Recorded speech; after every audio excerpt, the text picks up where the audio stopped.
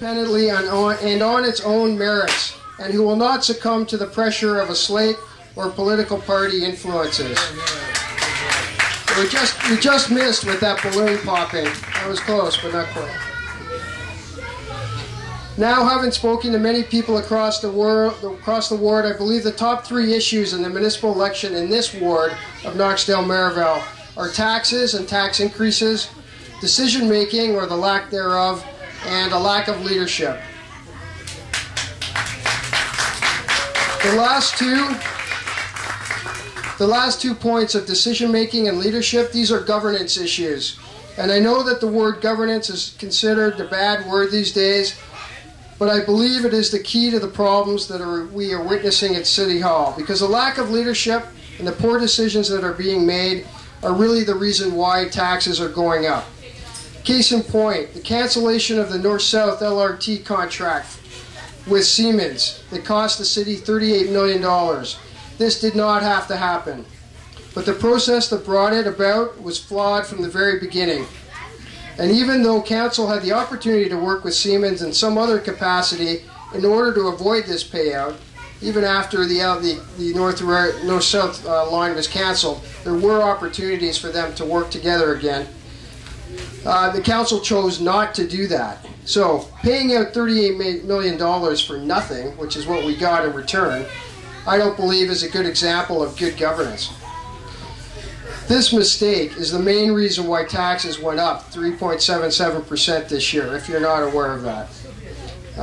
Clive Doucette, who I know many people are not fond of, but Clive asked that this be made clear to the residents of Ottawa so that they would know that the taxes were directly related to this. But again, Council voted that down. Why? Well, I'm being told that zero means zero is unattainable. I do believe the city can do a better job and must do a better job because people simply can't afford the high tax increases. With the HST right around the corner, families on fixed income are increasingly under pressure. I met a woman in Fisher Heights a couple weeks ago when I was canvassing, and we spent about 20 minutes together, and she made it very clear that she's on a pension plan. Her husband is no longer working. They have a nice home. Like every immigrant family, they spent day and night working very hard and packing away every cent that they could, put their kids through university. But now that they've become seniors, their income is not going up.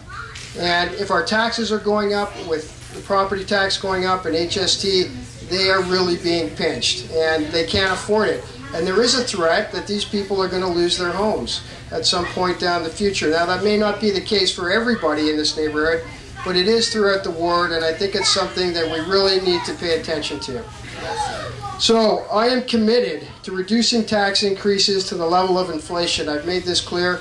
Whether or not you want to call that the cost of living or level inflation, it's about the same. Based on the core inflation rate in 2009 of 1%, this means the city will have to cut operating costs by $30 million next year. I believe that is a first good step or a milestone that we need to hit in order to reduce operating costs. The city needs to become more efficient in everything that it does so that it can do a better job of providing services to those who need them.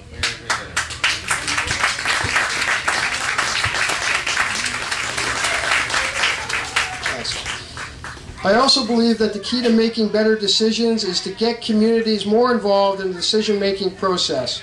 I've learned over the course of my 43 years on this planet that the best decisions are made when all of the appropriate stakeholders are sitting at the table. We all know what happened with the Shoppers Drug Mart across the street, so I won't beat a dead horse, but that problem could have been resolved better if we as a community had been engaged from the beginning. As it turned out, people here wanted a retirement home on that location. Shoppers Drug Mart, if you're not aware, had the opportunity to expand at our mall. But they chose not to because they have a corporate mandate to build standalone superstores. That has nothing to do with us.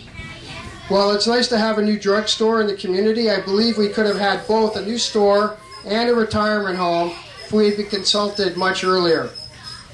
In order to engage and empower communities at City Hall, I am advocating for the following.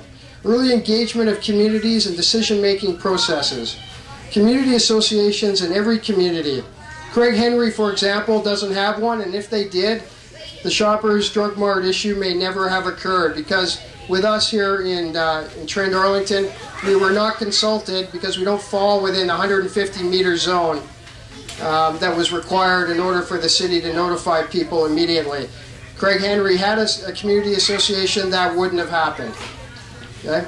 Establishing a ward office in the PN so that you don't have to go downtown to City Hall to meet with your councillor.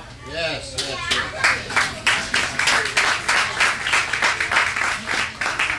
A ward council made up of community associations, organizations, and business improvement areas to act as an advisory board for the new council. A ward council is being used in some of the other wards in the city, not all of them, but some of them. And I think it is a good way of getting people more engaged. At least we would have the community associations in a position where that they could influence the councillor, to advise the councillor on what's going on, and then also to distribute information to the residents in their communities. And lastly, a borough council. Now, I don't know if you've heard of this concept before, but a borough council, I believe, is a good idea to decentralize operations so that councillors will be more accountable to local residents, and so the residents can get more involved in the decision-making process. There is no reason why some decisions can't be made at a more local level. The approach of one size does not fit all. It has not been working. Okay, we have good examples of that with the sign issue out in the rural areas, where the city went to them and asked them, how would you like a sign in order to promote your business or your farm? And they said, sure, great, we'd love that. What did they come up with? They come up with a standard sign so that everybody's sign looks exactly the same, but it's according to the city guidelines. The problem with that is if you want to market a business, and I am a marketer so I can tell you this, if you want to market a business, you have to stand out. You have to be a little bit different. And that means that you can't have exactly the same sign. So that didn't work out, but that is just a simple example of how you not involving the community in the decision and how you come out with a bad solution. So in conclusion, I would like to say that the power vacuum that was created by amalgamation has caused a number of problems. People feel disconnected from their city. The pride we once all shared in the PN is waning, and I believe that needs to change.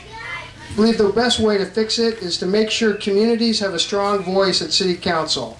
I have a number of ideas of how that can be achieved, and this is why I'm asking the residents of Knoxdale-Merivale to allow me to be the catalyst that reconnects you to your city. It's time to change the way Ottawa is run so that it can better reflect the character, values, and needs of its residents. I believe that by working together, we can build a city we can all take pride in. Thank you.